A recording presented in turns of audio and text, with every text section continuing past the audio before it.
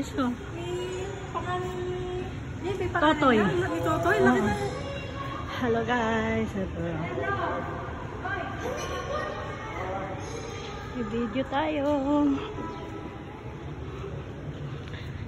Binyag at birthday ng apo ko. First birthday ko.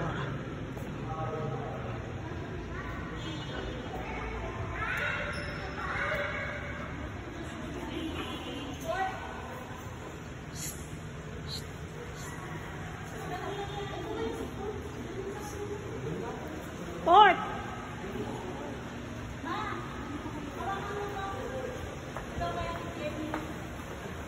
Ha?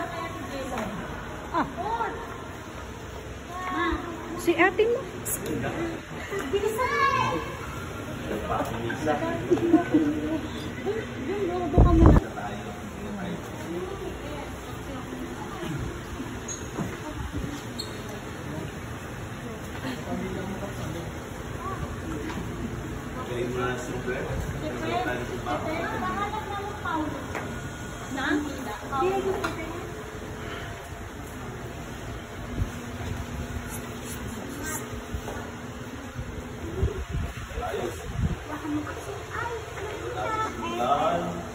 Ang ating banal na pagdiriwang ng sakramento ng binyag para sa ating anak na si Alicia. Sa ngalan ng Ama, at ng Anak, at ng Espiritu Santo. Sumainyo ang Panginoon. Ito po ay mga katanungan na inyo pong kailangan sagutin bago tayo magpatuloy sa ating seremonyas. Unang tanong, mga magulang, mga ninong at ninang, ano po ang hinihiling ninyo na igawan ng simbahan sa batang itong si Alicia ang sakramento na binyag? Piniligan sa layo siya sa pananampalataya. Ito po ang inyong katungkulan, palakihin siya sa autusan ng Diyos, gaya ng tinuro ni Kristo sa pamamagitan ng pagmamahal sa Diyos at sa kapwa, mga magulang. Naiintindihan po ba rin yung ginagawa ng Panginoon? Ay naman po mga ninong-tinang, kayo po ba ay nakahanda na tumulong sa mga magulang na kain ang inyong inaanak sa pananampalataya? Sabi po, mga ninong-tinang. Bilang ginatawa ng ating sambayan ng Kristiyano, ikinagagalak pong tagapiin ang batang ito si Alicia sa pamamagitan ng paglalagay ng tandang krus sa kanyang ito. Ang krus po ay simbolo ng ating pananampalataya at sa pamamagitan ng krus ni Jesus tayo po ay naligtas. Lalagyan po ng tandang krus si Alicia, susunod na maglalagay ang mga magulang. Susunod naman ang mga ninong at ninang.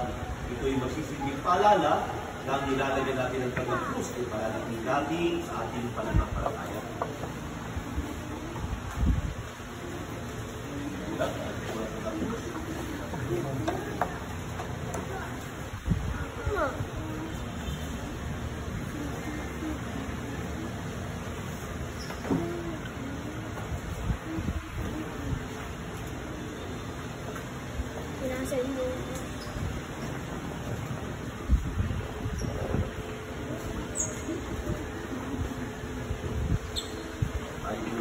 Salita ng ating Panginoon, sumainyo ang Panginoon. Pagbasa mula sa mabuting balita ng Panginoon ayon kay San Marcos. Papuri sa iyo, Panginoon. May nagdala ng mga bata kay Jesus upang hilingin ipatong niya sa mga itong kanyang kamay. Ngunit pinagbigal sila ng mga alagad. Nagalit si Jesus nang makita ito at sinabi, pabayaan yung lumapit sa akin ng mga bata. Huwag mo silang sawayin. Sapagkat sa mga katulad nila nakahari ang Diyos. Ito ang tanda ninyo. Ang sino mang hindi umanggap sa paghahari ng Diyos tulad ng isang maliit na bata ay hindi mapapabilang sa mga pinaghaharian niya. At pinalo ni Jesus ang mga bata. Itinataw ang kanilang kamay sa kanila at pinagpala sila. Mga kapatid, ang mabuting balita ng ating Panginoon. Pinupuri ka namin, Panginoon Jesucristo. Bago tayo tumako sa ating pagbibinyag, ay gaganapin muna natin ang panunumpa ng bibinyagan. Ang tawag dito ay assurance of faith. At dahil nga, bata pa lamang, sandun pa lamang si Alicia, nakapinig, pero hindi naman nakakaintindi. Ang mga magulang muna, ang mga ninong at ninang muna ang sasagot para sa kanya ngayon. Sana habang lumalaki si Alicia, ituturo natin sa kanya, ano kayo kanyang sinupaan nung siya'y maging miyembro ng ating simbahan, Romano Katoliko, at may kanyang itinakwil para nang sa gayon.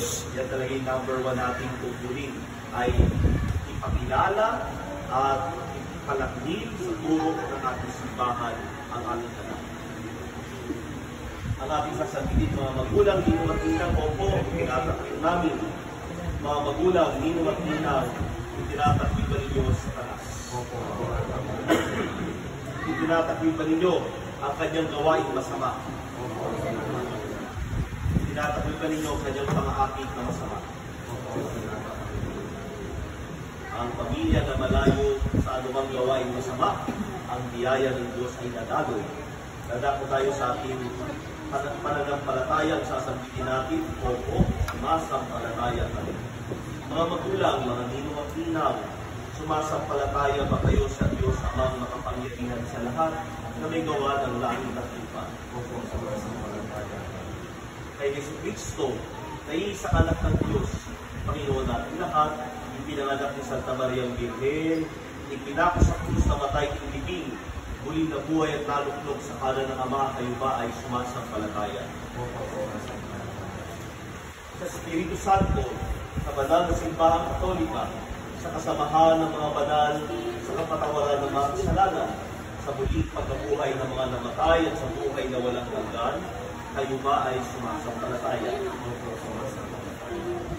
Ito po ang pananampalataya ng ating simbahan. Ito po ang pananampalataya natin bilang Katoliko. Ipahayag natin ito sa pamamagitan ni Kristo ating Panginoon. Yung kasarin siya. Katanggal naman ang kanyang pepas sa sinagawa siya. Saling hawak ng mga pamilya niya. Alicia. Alicia, binipinyagan kita Alicia sa ngalan ng Ama at ng Anak at ng Espiritu Santo. Para naligo lang, eh. Okay, last one. 1, 2, 3. Okay, dyan lang kayo, Nina. Nina, tama. Wow pa.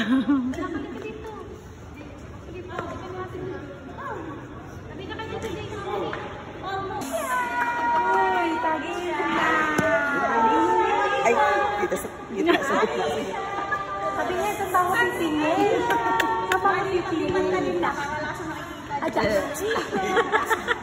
Hit ba? Hit ba? Bakit? Si kuya niya. Kuya niya. Hit ba?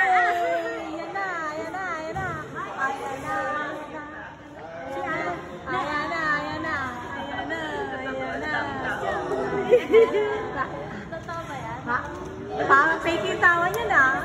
Oh, yung iba. Ayan na. Tuwa siya eh. Siya, apitan niya yan eh.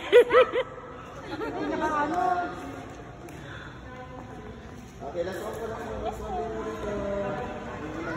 Ay, nakapalakpak siya. Ay. Ba. Tawa, dali. Ba.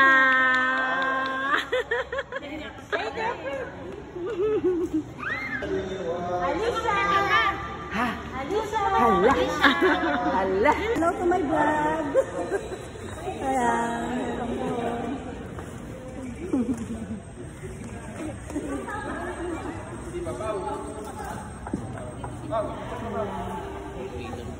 Mari, picture kayo dun, oh. Hello guys! Hello guys! Na paano yung mukha mo, oh? Tignan mo naman yung mukha niya. Ano na ba, ano?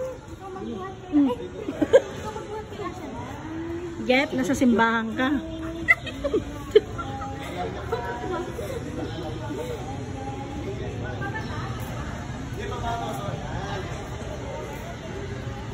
Ayan daw, pa-picture daw yun.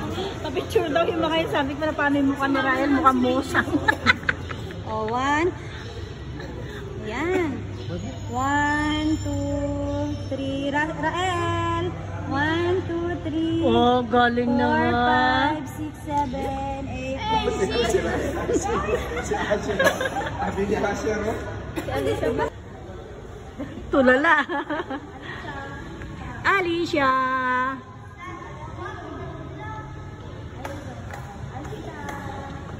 Le, tatawanin mo ang anak mo, oh. Seryoso?